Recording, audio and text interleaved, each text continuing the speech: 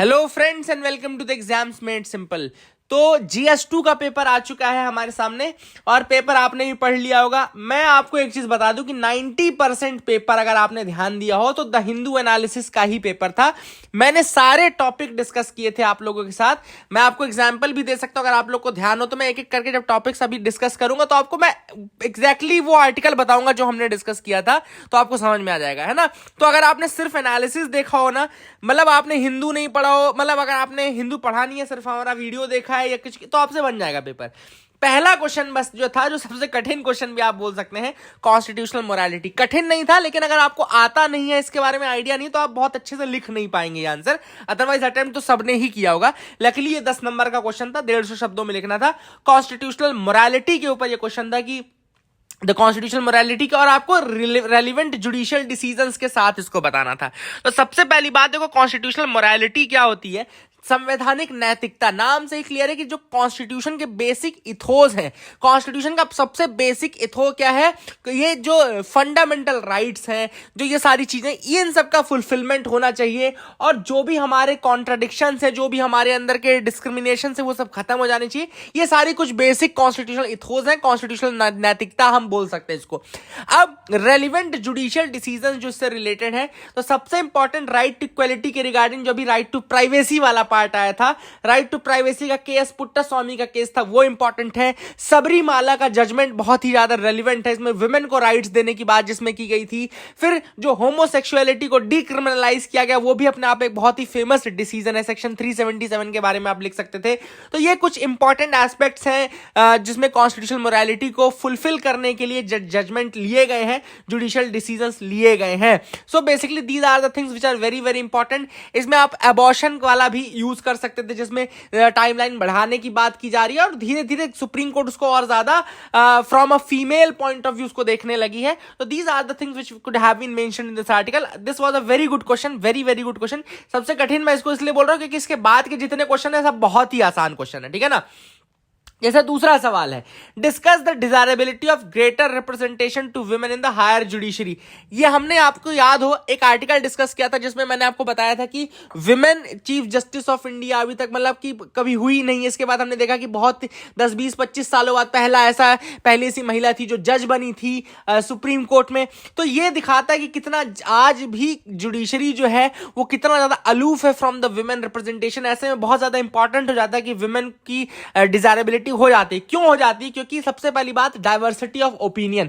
जो ओपिनियंस हैं they start coming from a feminist point of view, from a women point of view, women aspect, क्योंकि वो ज्यादा इंपैथेटिक होती हैं, ज्यादा कंपैशनेट होती हैं। ये इंपैथी वाला आर्टिकल था, मुझे अभी भी याद है, वर्डवैटिम याद है कि विमेन जो होती हैं वो ज्यादा इंपैथेटिक होती हैं। तो वो डिसीजन मेकिंग के समय इंपैथी का जो एस्पेक्ट मिसिंग होता है कई बार जजमेंट से, उसको, उस कमी को दूर कर सकती हैं। इक्विटी, ऑब्वियस सी बात है, ज्यादा इक्विटी और इंक्लूसिवनेस को प्रमोट करेगा ही करेगा, क्योंकि अगर वुमेन का रिप्रेजेंटेशन बढ़ेगा तो ये अपने आप में इंक्लूसिव बात है ना। तो ये सारी कुछ चीजें थी जो कि आप डिस्कस कर सकते थे। तीसरा जो क्वेश्चन था वो था, how the recommendations of 14th finance commission of India enabled the states to improve their physical position. Obvious सी बात है, सबसे पहले आप ये लिखते हैं कि 14th फाइनेंस कमीशन में जो शेयर था वो बढ़ाया गया था, 32 से लेकर के 42% किया गया था। इसके बाद हम दूसरा जो पॉइंट देखते हैं कि इसमें एक जो कॉम्पिटिटिव फेडरलिज्म की भावना जो थी वो 14th फाइनेंस कमीशन ने ही डेवलप की थी। अगर आपको याद हो तो उसने कहा था कि जो लोकल बॉडीज अच्छा परफॉर्म करेंगी उनको इंसेंटिव्स दिए जाएंगे, उनको पैसा दिया जाएगा। जो स्टेट्स अच्छा परफॉर्म करेंगे, तो ऐसे में स्टेट्स के अंदर एक कॉम्पिटिटिव फेडरलिज्म की भावना आई और वो ज्यादा अच्छा परफॉर्म करने लगे। तो ये कुछ बातें थी जो आप इस तरह, और भी आप लिख सकते हैं। ऑब्वियस सी बात है, आप ज्यादा लिखा होगा आपने, जो जिसने पेपर दिया है। मैं आपको बस फर्स्ट हैंड जस्ट मैंने पेपर देखा है, मैंने अभी तक कोई भी क्वेश्चन मैंने ऐसा एनालाइज नहीं किया, मैंने कहीं ढूंढा नहीं, मैंने उसका कंटेंट नहीं देखा, बस मैंने क्वेश्चंस पढ़े और मैं अब आपको आंसर्स उसके जो भी मेरे दिमाग में फर्स्ट चीज आ रही है मैं आपको वो बताता जा रहा हूं, ठीक है ना।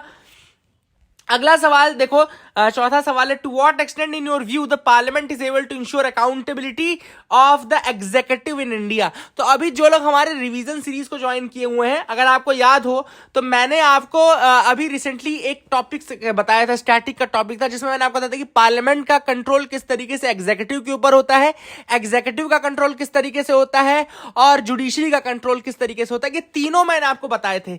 तो कुल मिलाकर के यहां पे आपको बताना है पार्लियामेंट का कंट्रोल एग्जीक्यूटिव के ऊपर ऊपर किस तरीके से होता है। सिंपल सी चीजें हैं, प्रिवेंशन ऑफ करप्शन एक्ट को लेकर के लिख सकते हैं आप, बहुत सारी चीजें इसमें वैरायटी ऑफ थिंग्स हैं जो कि आप मेंशन कर सकते हैं कि पार्लियामेंट किस तरीके से इंश्योर करता है कि अकाउंटेबिलिटी एग्जीक्यूटिव्स की मेंटेन रहे, सैलरी हो गया, उनका टेन्योर हो गया, बहुत सारी चीजें हैं, उनकी पोस्टिंग हो गई, ये सारी चीजों को आप मेंशन कर सकते थे, ये मैंने आपको बताया हुआ था।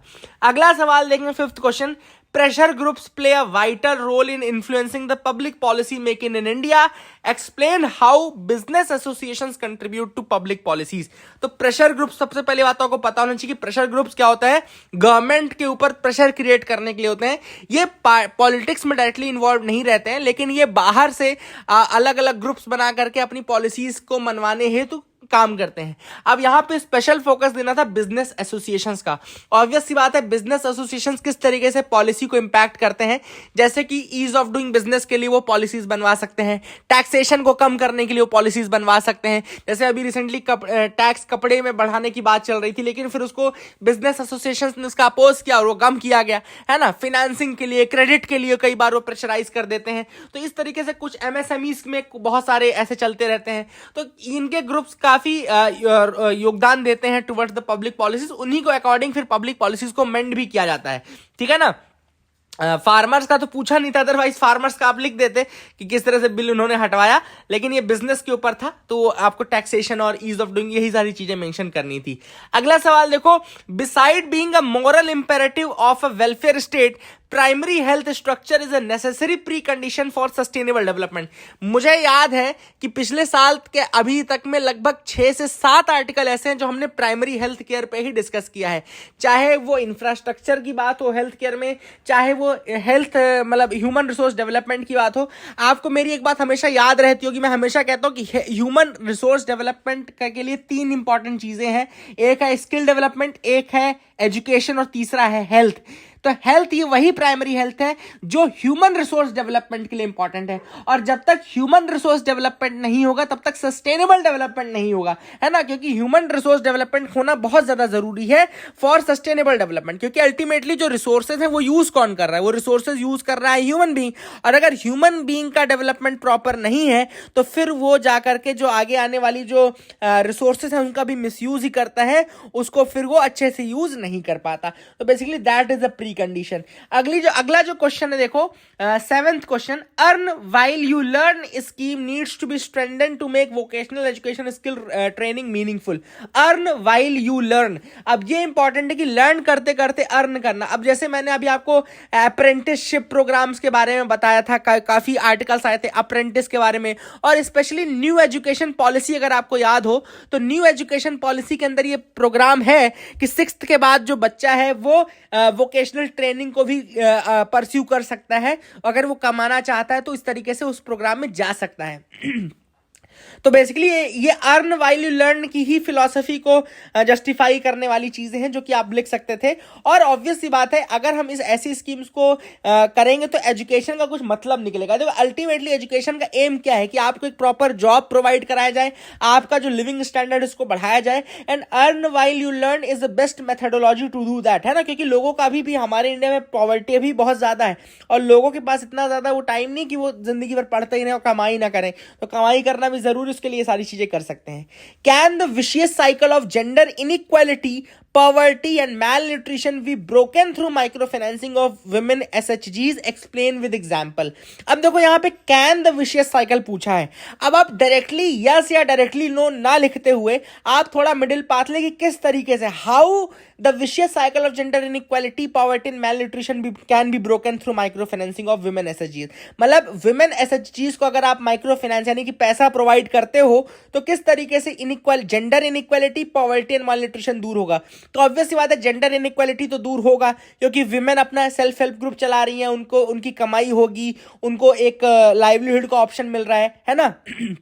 और ऑब्वियस सी बात है अगर उनको लाइवलीहुड का ऑप्शन मिल रहा है, उनको पैसे मिल रहे हैं, तो कहीं ना कहीं उनकी पॉवर्टी, उनका लिविंग स्टैंडर्ड भी बढ़ेगा, पॉवर्टी दूर होगी। और मैल न्यूट्रिशन सबसे बड़ा इंपॉर्टेंट चीज है कि मैल, लेकिन इसमें आप चीजें कुछ ऐड भी करोगे इस आंसर में। जब आप आंसर लिख रहे होगे तो आप ये भी लिखो सिर्फ माइक्रो फाइनेंसिंग से काम नहीं चलेगा। तो वो क्या है कि पैसा मिल रहा है, चलो अच्छी बात है, लेकिन आप पैसे को यूटिलाइज कैसे कर रहे हैं वो भी बहुत इंपॉर्टेंट है। तो आपको दूसरा एस्पेक्ट भी इसमें लिखना होगा कि हाँ भाई आप पैसा दे रहे हो, that is good, but how to apply और what will be the application of that money, that is another important thing. और उसके लिए जरूरी कि आप उनको अवेयर करो, उनको एजुकेट भी करो, उनको बताओ कि पैसा लगाना कैसे है, कहां पे लगाना है। तो these are the things which are important under this question. आप ये सारी चीजें अगर मेंशन करते हो तो दैट इज वेरी गुड। अगले सवाल पे आते हैं। 9वां सवाल है, if the last few decades were of Asia's growth story, the next few are expected to be of Africa's.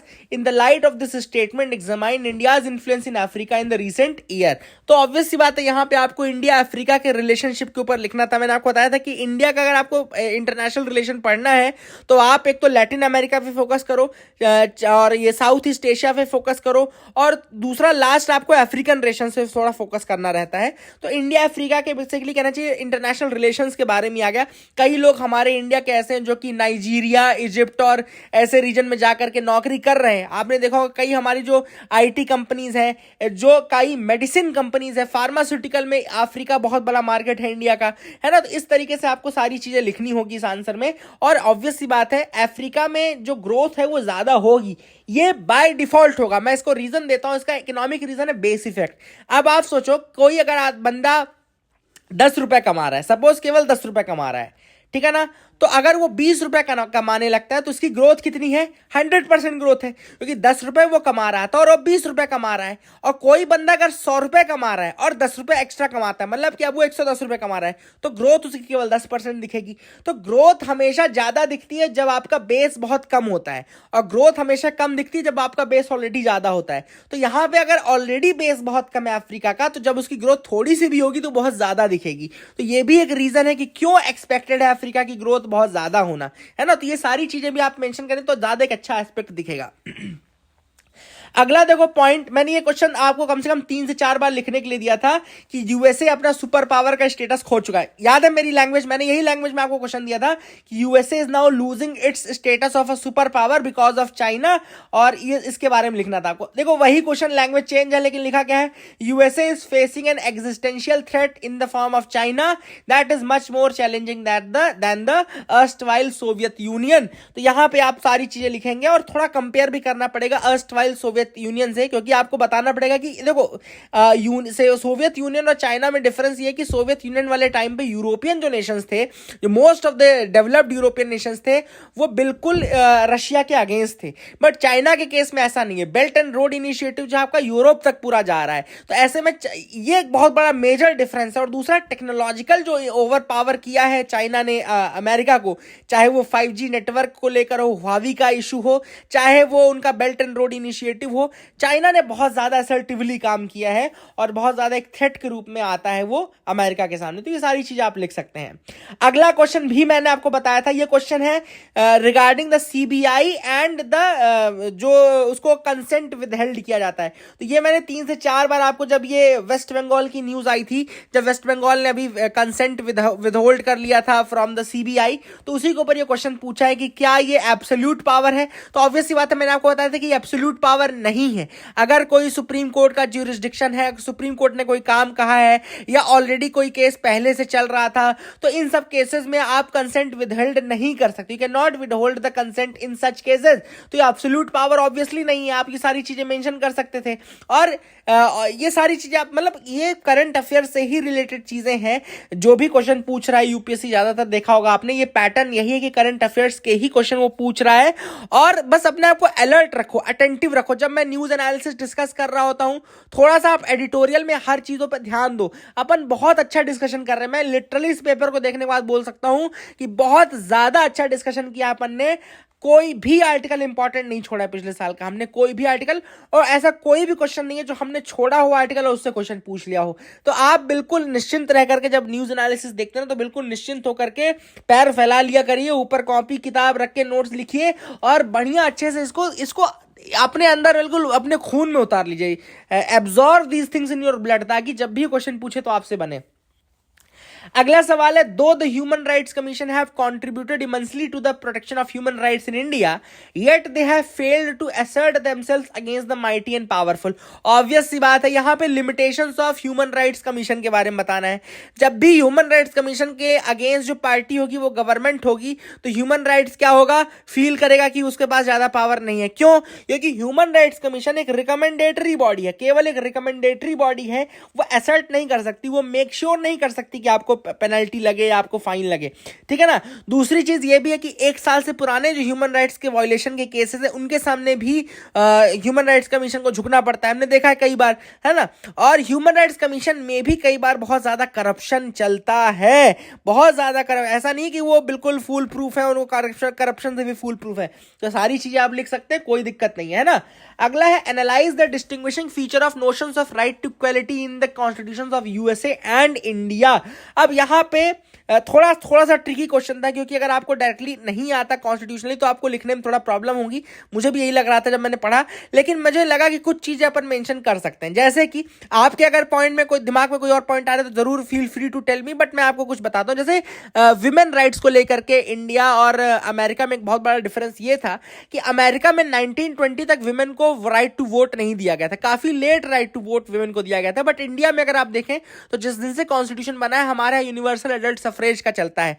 दूसरी चीज, वहां पे जो लिबरल इंटेलेक्चुअल राइट्स हैं वहां पे वो लोग बहुत ज्यादा डेवलप्ड हैं। जैसे कि मैं आपको बताऊं कि जो गे एंड लेस्बियंस की मैरिज वाला राइट है, ये राइट ऑलरेडी अमेरिका में प्रोवाइडेड है, मतलब वहां पे मैरिज शादी भी की जा सकती है गे एंड लेस्बियंस की। लेकिन इंडिया में देखो तो कंसेंशुअल सेक्स के अलावा हमारे यहाँ जो मैरिज का राइट है that has not yet been provided in India, वो अभी तक इंडिया में प्रोवाइडेड नहीं है। तो कहना चाहिए कि कहीं ना कहीं जो लिबरल इंटेलेक्चुअल राइट्स हैं वहां पे कहीं ना कहीं हमारे इंडिया में थोड़ा प्रॉब्लम होती है, ठीक है ना। तो that is a thing which is important, और इसको आप डिफरेंसेस में लिख सकते हैं। और फीमेल राइट्स का मैंने जैसे कि बात किया, तो फीमेल राइट्स वाली बात भी आप लिख सकते थे, है ना। और वहां पर ये थोड़ा ऑब्वियस बात है, डेवलप्ड नेशन है, लेकिन कुछ चीजों में हमने देखा कि हम उनसे भी आगे थे, जो कि मैंने आपको ऑलरेडी बता दिया है, ठीक है ना। इसके बाद एक और चीज इसमें इक्वालिटी में आप लिख सकते हो, जैसे हमारे इंडिया में कमिंग टुगेदर फेडरेशन और होल्डिंग टुगेदर फेडरेशन का डिफरेंस आता है। मतलब वहां पे कमिंग टुगेदर फेडरेशन है, क्योंकि वहां पे जो अलग अलग स्टेट्स हैं वो स्टेट्स क्या हो रहे हैं कि वो coming together to form a federation, इसलिए भी इक्वालिटी का कंसेप्ट थोड़ा वहां पे डिटोरिएटेड रहेगा। हमारे इंडिया में होल्डिंग टुगेदर फेडरेशन, यानी कि कॉन्स्टिट्यूशन सुप्रीम है और जो सेंट्रल गवर्नमेंट है वो सुप्रीम ही है, एक तरीके से यूनिटरी गवर्नमेंट, एक तरीके से यूनिटरी की तरफ टिल्टेड है हमारी जो इंडिया है, और वो जो है वो बिल्कुल फेडरल है, टोटली फेडरल है इन नेचर, ठीक है। तो यहां पे भी इक्वालिटी का कंसेप्ट थोड़ा चेंज हो जाता है इंडिया और अमेरिका में। अगला सवाल है, explain the constitutional provision under the legislative councils are established, review the working and current status of legislative council with suitable illustration. तो यहां पर आप बेसिकली एक तो आर्टिकल 169 का जिक्र कर सकते हैं, ये भी मैंने आपको पढ़ाया था जब रिसेंटली मैंने आपको बताया था कि कौन कौन से स्टेट्स में लेजिस्लेटिव काउंसिल्स हैं। और लेजिस्लेटिव काउंसिल बनाने के लिए स्टेट्स पहले एक तो स्पेशल मेजॉरिटी से रेजोल्यूशन पास करती हैं, फिर पार्लियामेंट उस रेजोल्यूशन को एक सिंपल मेजॉरिटी से पास करके लेजिस्लेटिव काउंसिल बना सकता है या फिर उसको हटा सकता है। तो कई स्टेट जो है जो अगर कोई डिमांड करे तो ठीक है, लेकिन कुछ स्टेट्स ने डिमांड किया उनको वो करने के लिए, शट डाउन करने के लिए भी। अब उनकी वर्किंग की रिव्यू पूछ रहा था, तो ऑब्वियस सी बात है आपको यहाँ पे वही लिखना है कि किस तरीके से लेजिस्लेटिव काउंसिल जो है एक ओपिनियन देती हैं। लेजिस्लेटिव काउंसिल में नॉमिनेटेड मेंबर्स भी रहते हैं जो कि अपना एक्सपर्टीज दे सकते हैं, बिल्स में थोड़ा अपने ओपिनियन और उसकी डाइवर्सिटी को इंप्रूव कर सकते हैं, थोड़ा डिले करते हैं और अच्छी क्रिटिकल थिंकिंग को अप्लाई करवाते हैं। लेकिन कई बार ये डिसीजन मेकिंग को स्लो करते हैं, डिसीजन मेकिंग को डिले करवाते हैं, ये भी एक राइट फैक्ट है। और कई बार ये अपना बिल्कुल ओपिनियन नहीं देते हैं, तो जिससे कि कोई इसका वैल्यू नहीं निकलता है। ये सारी चीजें भी आप मेंशन कर सकते हैं, वो दोनों एस्पेक्ट आप दे सकते हैं। अगला आर्टिकल डिस्कस, अगला क्वेश्चन देखते हैं 15th क्वेश्चन। अब देखो कितना प्यारा क्वेश्चन बनाया यूपीएससी ने, सिंपल क्वेश्चन था, बहुत टफ नहीं था, लेकिन आपको थोड़ा अवेयर रहना है। अब साल भर मैंने जब भी आर्टिकल डिस्कस किया पार्लियामेंट रिलेटेड आर्टिकल, तो आपको एक चीज मैं हमेशा बताता था कि इंडिया के जो पिछले 4-5 सालों में बिल्स हैं वो पार्लियामेंट्री स्टैंडिंग कमिटीज के पास नहीं जा रहे हैं, उनको मतलब आधे एक घंटे के अंदर ही डिस्कस करके पास कर दिया जाता है। देखो उसी के ऊपर क्वेश्चन बना दिया कि do department related parliamentary standing committees keep the administration on it's restores and inspire reverence for parliamentary control. Evaluate the working of such committees with suitable example. तो ऐसे में आपको थोड़ा लिखना चाहिए था, या ये सारी चीजें आप मेंशन कर सकते हैं कि बहुत सारे इंपॉर्टेंट ऐसे ऐसे बिल्स थे, चाहे वो जम्मू कश्मीर वाला बिल हो चाहे कोई और हो, वो बहुत ही आसानी से आधे आधे घंटे एक एक घंटे के डिस्कशन में पास हो गई, उनको स्टैंडिंग कमेटी तक रेफर नहीं किया गया, है ना। तो ऐसे में बहुत इंपॉर्टेंट रोल हो जाता है पार्लियामेंट्री स्टैंडिंग कमेटी का, किस तरीके से वो स्क्रूटनाइज करता है बिल्स को और किस तरीके से वो पार्लियामेंट्री कंट्रोल को स्टैब्लिश करता है। तो वो सारी चीजें कहीं ना कहीं मिसिंग दिखी पिछले 4-5 सालों में, वही आपको मेंशन करना था। अगला सवाल है, has digital illiteracy particularly in rural areas coupled with lack of information and communication technology accessibility hindered the socio-economic development? क्या डिजिटल इलिटरेसी ने और जो लैक है आईसीटी टेक्नोलॉजीज का उसकी एक्सेसिबिलिटी के अभाव ने क्या सोशियो इकोनॉमिक डेवलपमेंट को हिंडर किया है? बिल्कुल हिंडर किया है। स्पेशली आप कोविड के टाइम्स में जिक्र कर सकते थे, जैसे कोविड में लोग बाहर नहीं जा रहे थे, ऐसे में जो ऑनलाइन ऑर्डर्स हैं ये सब नहीं कर सकते हैं। ऑब्वियस सी बात है ना कि जब सोशियो इकोनॉमिक डेवलपमेंट कहाँ से होगा? आप एजुकेशन ही नहीं ले पाएंगे, है ना, शिक्षा ही नहीं ले पाएंगे अगर आपके पास डिजिटल टेक्नोलॉजीज नहीं है तो, है ना। ऑनलाइन जो क्लासेस चल रही थी उनका आप मेंशन कर सकते हैं, ऑनलाइन इतने सारे जो गिग इकोनॉमी के वर्कर्स काम कर रहे थे वो सब आप इसमें मेंशन कर सकते हैं। तो ये कहीं ना कहीं लॉस हुआ और सोशियो इकोनॉमिक लॉसेस भी देखने को मिले। अगला सवाल है, though women in post independent India have excelled in various fields, the social attitude towards women and feminist movement has been patriarchal. मतलब कि आज़ादी के बाद विमेन डेवलप तो की है लेकिन अभी भी जो एटीट्यूड है वो पैट्रियार्कल है। Apart from women education and women empowerment scheme, और क्या किया जाना चाहिए? मतलब कि ऑथर ने, यूपीएससी ने पूछा क्या कि एजुकेशन की बात मत करना और एम्पावरमेंट स्कीम्स की बात मत करना, इसके अलावा बताओ। तो इसके अलावा आप क्या बताओगे? इसके अलावा आप बताओगे बिहेवियरल चेंज। आपको बिहेवियरल चेंज लाने की जरूरत है, जो माइंडसेट है उसको चेंज करने की जरूरत है, ऑब्वियस सी बात है। इसके बाद आप क्या बताओगे? आप बताओगे रिप्रेजेंटेशन उनका बढ़ाओ, women representation in judiciary, women representation in legislature, ये सब आप इंप्रूव करो, है ना। तो ये सारी चीजें आप मेंशन करेंगे इस आर्टिकल में, और भी चीजें आप मेंशन करेंगे, आप मुझे कमेंट सेक्शन में बताते जाइए, but I am just giving you a basic point कि कहां से आपको स्टार्ट करना है। अगला सवाल है, can civil society and non governmental organisations present an alternative model of public service delivery to benefit the common citizen, discuss the challenges of this alternative model. तो ऑब्वियस सी बात है, एक अच्छा मॉडल है, इसमें आपको दोनों चीजें डिस्कस करनी थी, सिविल सोसाइटी और एनजीओस के प्रोज आपको मेंशन करने थे, फिर बाद में सिविल सोसाइटीज और एनजीओस के कॉन्स भी आपको मेंशन करने थे, और लास्ट में आपको बताना था कि भैया जो पार्लियामेंट्री सिस्टम चल रहा है हमारे पार्लियामेंट्री एग्जीक्यूटिव जुडिशरी का, वो चलने दो, साथ ही साथ ऐसा एटमॉस्फेयर बनाओ जिसमें कि एनजीओस और सिविल सोसाइटीज फ्रीली ग्रो कर सके और अपने और जो उनके साथ जुड़े हुए जो लोग हैं उनका बेनिफिट करवा सके। तो लास्ट में ऐसा कुछ मिडिल पॉइंट्स टाइप्स आपको बना करके लिखना था, बट प्रोज एंड कॉन्स है कुल मिलाकर सिविल सोसाइटीज और एनजीओस के।